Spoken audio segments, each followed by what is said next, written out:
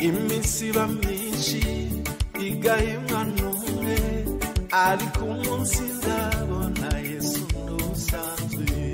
Aza umutima wanjye kunezerwa, kandi ugazaza nawe ukaza kugenza. Imisiba myinshi igahimwa n'umwe, ariko umunsi nzabona Yesu ndusanzwe.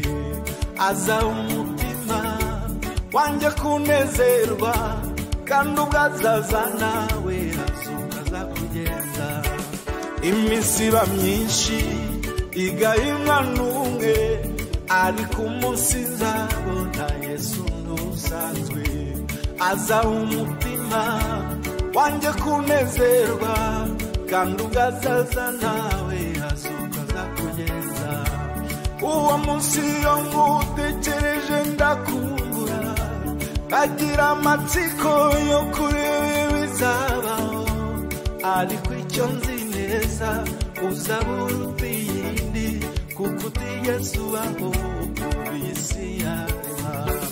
Uwo munsi iyo ngutekereje ndakumbura, kagira amatsiko yo kureba ibizabaho, ariko icyo nzi neza uzaburuta iyindi, kuko utigeze ubaho ku isi yarema.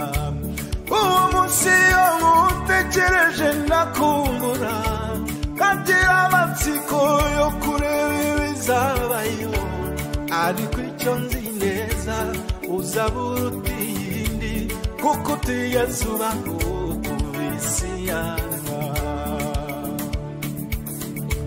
Nubwo isi ndushya ariko ndasiganwa, nshaka gusingira icyo Kristo yamfatiye.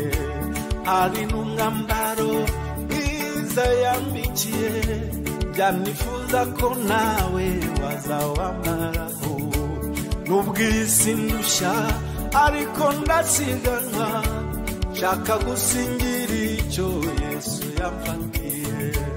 Hari n'umwambaro mwiza yambikiye, byanifuza ko nawe wazawambaraho.